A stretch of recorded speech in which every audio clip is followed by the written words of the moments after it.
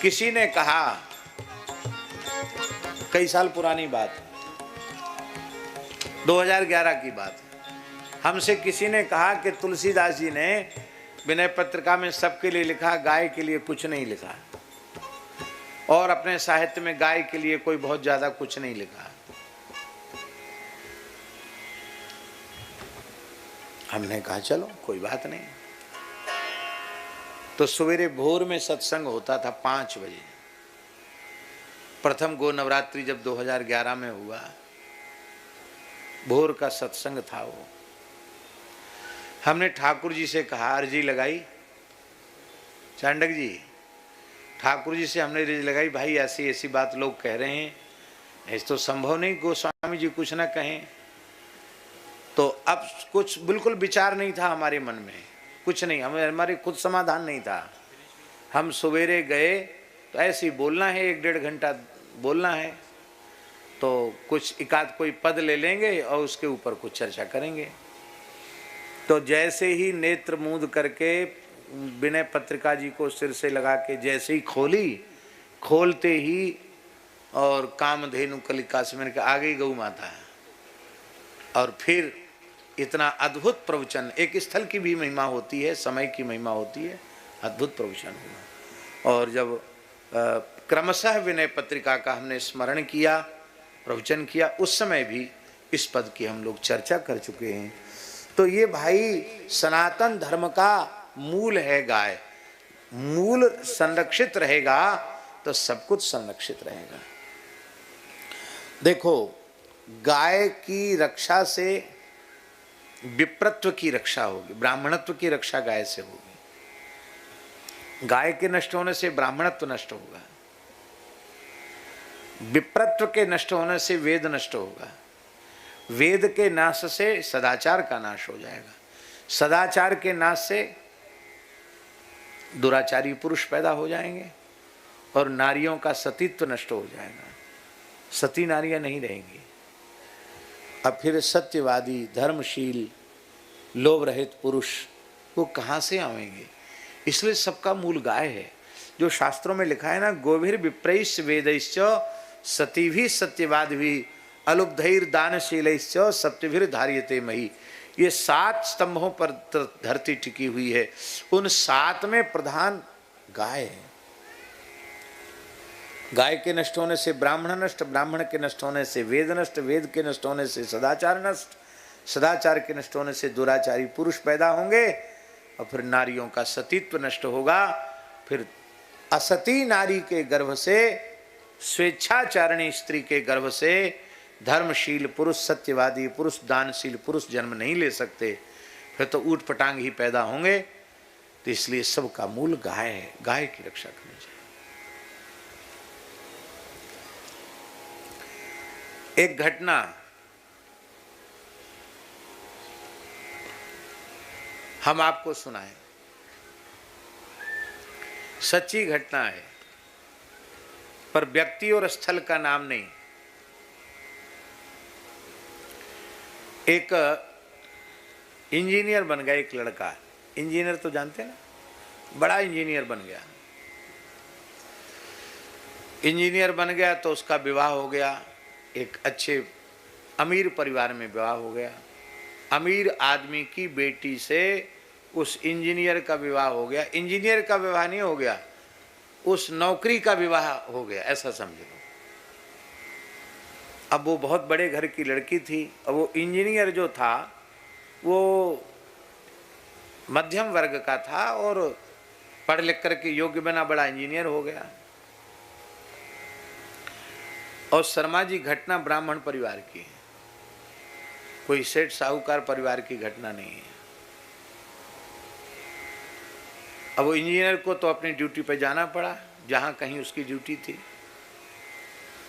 अब वो घरवाली खाली पलंग पर पड़ी रहे, कुछ नहीं, चाय भी बनाओ तो तुम बनाओ, झाड़ू लगाओ तो तुम लगाओ, जो कुछ करना है तुम करो, मैं कुछ नहीं करूंगी। क्यों? बहुत बड़े बाप की बेटी थी।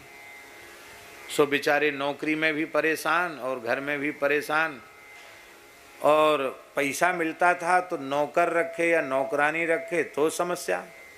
वो ऐसी चंडी स्वभाव की थी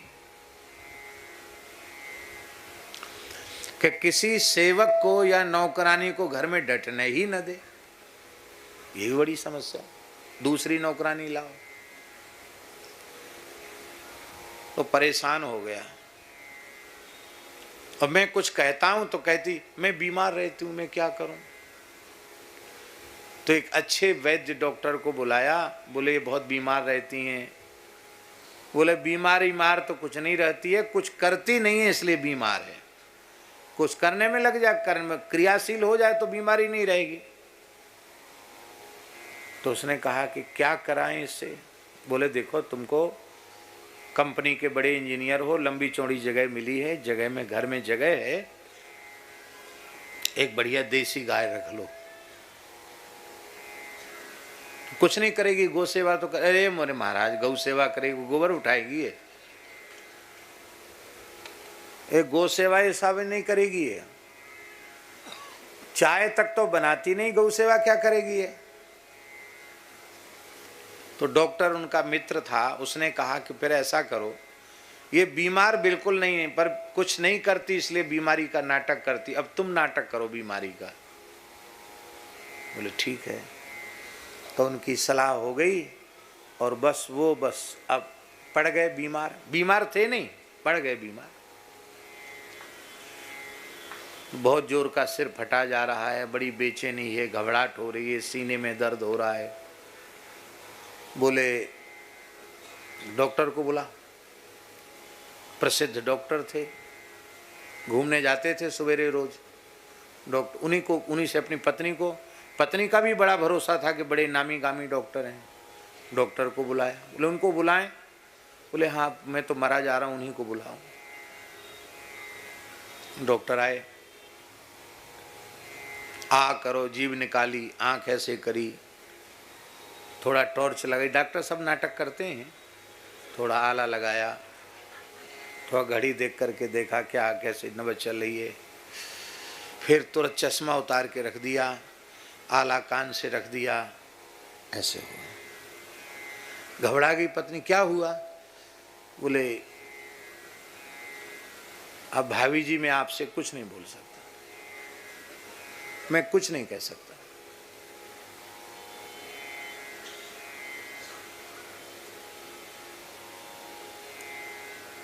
इनके तो सब भीतर का सिस्टम बिगड़ रहा है, बीमारी पकड़ में नहीं आ रही। हाँ लेकिन अच्छा डॉक्टर, मैं खुद डॉक्टर हूं पर इनका मित्र हूं, आपका हितैषी हूं। हॉस्पिटल में गए तो इनका जीवित लौट के आना भी मुश्किल है। डॉक्टरों के चक्कर में फंसने की मैं सलाह नहीं दूंगा, लेकिन एक प्रयोग कर सकती हो। क्या? वह हम कुछ देसी दवा इनको देंगे और ये दवा लें। बस बात ये है कि वो दवा जो इनको दी जाएगी वो गाय के मक्खन में दी जाएगी और वो मक्खन तुम्हारे हाथ से निकाला हुआ होना चाहिए, घर की गाय का होना चाहिए। बोले मैं तो जानती हूँ, मेरे सब आपको प्रशिक्षण दे दिया जाएगा, आप करो। तो उस डॉक्टर ने किसी भी प्रकार से उसको गौ सेवा में लगा दिया। अब वो काम में लग गई तो उसको अच्छा लगने लग गया, क्यों पड़ी रहती थी। एक आध कोई नौकर वोकर भी सहयोग कर देता, पर काम में लग गई। धार काढ़ने लग गई, दूध हटाने लग गई, दही जमाने लग गई, मक्खन निकालने लग गई। और धीरे धीरे धीरे धीरे वो स्वस्थ होने लगे। महीना डेढ़ महीना की छुट्टी ली थी। इसके बाद तो चेहरा उनका लाल हो गया, पत्नी ठीक हो गई और फिर धीरे धीरे नौकरी पर जाने लगे। डॉक्टर को फिर बुलाया। बोले भाई अभी अपने को पूरा स्वस्थ मत समझना, अभी तुमको कम से कम साल डेढ़ साल तो तुमको इसी तरह से सेवा करनी पड़ेगी, फिर ये जल्दी बीमार नहीं पड़ेंगे, नहीं फिर कुछ हो जाए तो हमसे मत कहना। वो बोली ये तो ठीक से लगी रहे हैं, मैं भी जब से गौ सेवा कर रही हूँ तब से अपने को ठीक अनुभव कर रही हूँ। कहा आप तो बिल्कुल ठीक हो जाएंगी। 1.5 साल बाद उनके संतान हो गई, पुत्र हो गया। ये सच्ची घटना है। विवाह के 7-8 वर्ष निकल गए थे और कोई संतान नहीं थी। फिर संतान हो गई गाय की कृपा से।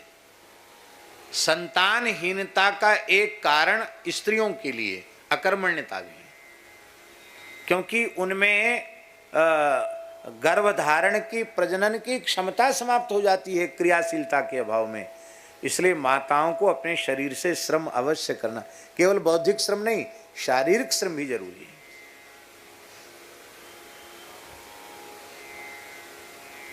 अच्छी बात है। वृद्धावस्था में भी आप यदि अपने व्यापारिक प्रतिष्ठान में जाने लायक हैं तो जाइए। मान लो आपको उस प्रवृत्ति से सत्संग के कारण आपका मन हट गया है, तो आप गो सेवा में अपनी प्रवृत्ति को लगाइए। किसी गौशाला में जाकर के अपना समय दीजिए, आपकी वृद्धावस्था सुधर जाएगी और आप में क्रियाशीलता बनी रहेगी। क्रियाशीलता नहीं बनी रहेगी तो शरीर और ज्यादा शिथिल हो जाएगा। इसलिए क्रियाशीलता जीवन के अंतिम क्षण तक किसी न किसी भी प्रकार से बनी रहनी चाहिए। एक जगह पढ़ने की बात कभी नहीं सोचना चाहिए। तो वो जो इंजीनियर की गृहिणी थी, उसने डॉक्टर साहब से जब लाला हो गया तो उसने कहा कि अब तो इनको दवाई नहीं खिलानी पड़ेगी।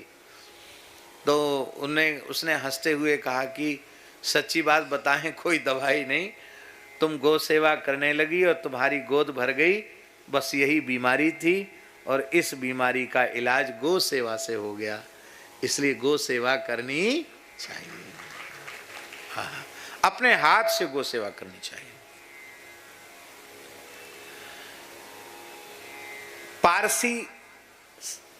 पारसी जानते हैं, बंबई तो पारसियों की ही थी पहले। पारसी धर्म है एक। पारसियों के धर्म ग्रंथ में एक बात लिखी है। पारसियों के धर्म ग्रंथ में एक बात लिखी है कि एक पापी मनुष्य को नरक में डाला गया और उसको वहां अंगारों में जलाया गया, धधकते हुए अंगारों में। उसके सारे शरीर में तो जलने की पीड़ा हो रही थी, पर उसके दाहिने पैर में बिल्कुल पीड़ा नहीं हो रही थी। वो एकदम शीतल था, उसमें अंगारों में रहते हुए उसमें कोई जलन नहीं थी। तो वहां जो जमदूत थे उनको बड़ा आश्चर्य हुआ कि ये पापी मनुष्य, इसके पैर में, दाहिने पैर में कोई पीड़ा नहीं हो रही है, क्या बात है। तो वहां का जो देवता था उससे पूछा गया कि इस पापी मनुष्य के पैर में पीड़ा क्यों नहीं हो रही है।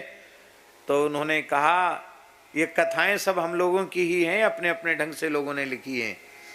उनके ग्रंथ की ये कथा है, पारसियों के ग्रंथ की, कि देवदूत ने, यमदूत ने, उसने पूछा उसको, वहाँ के मालिक को, तो उसने कहा कि भाई इसका खाता बही देखो, इसके पुण्य पाप का हिसाब किताब देखो। तब हिसाब किताब देखने पर पता चला, हमारे हिसाब किताब देखने वाले को चित्रगुप्त कहते हैं। तो चित्रगुप्त ने हिसाब किताब देखा तो उन्होंने कहा इस पापी मनुष्य ने एक बार धोखे से एक पुण्य का काम किया। क्या काम किया? एक भूखी गाय भूख के कारण तड़फ रही थी, पर बांधने वाले ने उसको रस्से से बांध दिया था। तो इसने क्या किया कि वो गाय ऐसे घास खाने के लिए वो बढ़ रही थी, पर वो गट्ठर आगे था और गाय वहां तक पहुंच नहीं थी, रस्सी से बंधी हुई थी। तो इसने अपने दाहिने पैर से घास के गट्ठर को गाय के पास तक पहुंचा दिया था। इस पुण्य के कारण इसके दाहिने पैर में जलन नहीं हो रही। आप सोचो, इतनी गौ सेवा की बड़ी भारी महिमा है। तो भगवान गौ सेवा करते हैं, और गौ सेवा ही नहीं करते हैं, भगवान सुंदर गैया की धार काटते हैं, गैया दोहते हैं। और जब भगवान गैया दोहते हैं तो गोपियां कहती हैं लाला हमारी गैया दोह दो। क्यों? कि जब तुम गैया दोहते हो तो और अधिक गैया दूध देती है, गैया प्रसन्न अधिक होती है, इसलिए आप हमारी गैया दोहो। भगवान सुंदर गाय दोहते हैं और उनको देख करके गोदोहन करते हुए श्री ठाकुर जी को देख करके और गोपियां आनंद में विह्वल हो जाती हैं। आहा, गायें गोचारण लीला में नाचने कूदने लग जाती। भगवान नृत्य करते हैं ना, बालकों के साथ भगवान खेलते हैं, गाय भी खेलती है, ग्वाल वाल भी खेलते हैं। गाय खिलावत श्याम सुजान, गाय खिलावत श्याम सुजान, गाय खिलावत श्याम सुजान,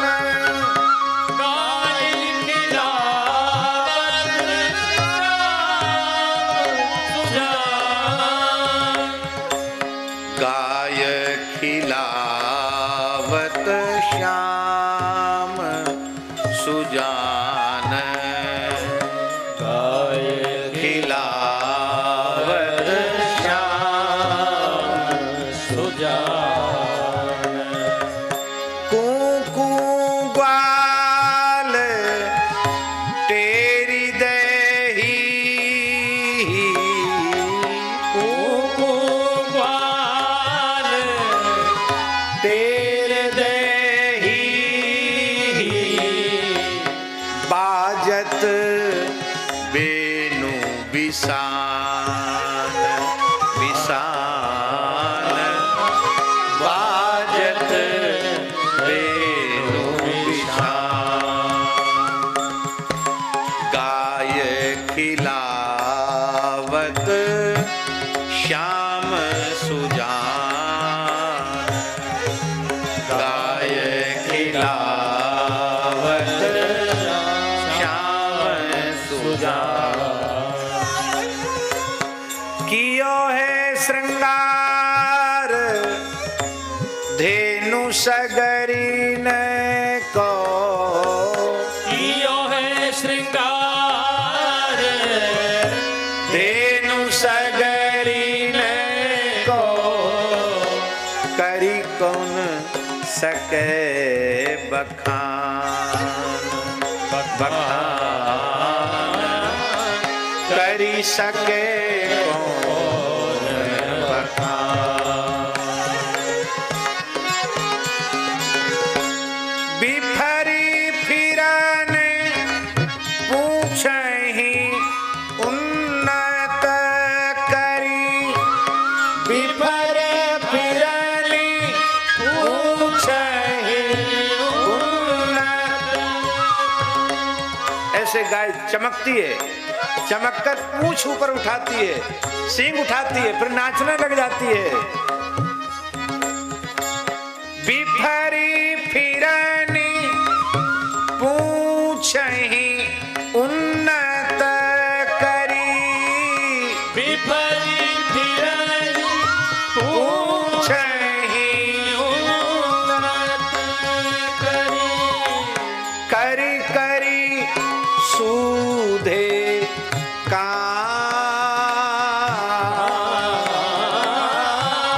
करी करी सूधे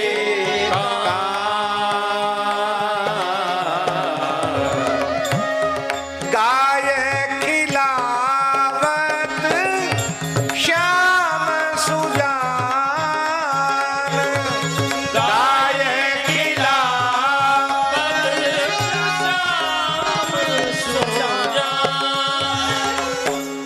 गाय खिलावत श्याम सुजान, गाय खिलावत श्याम सुजान।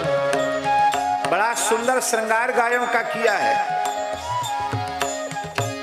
पाई पैजनी मेहंदी राजती, पाए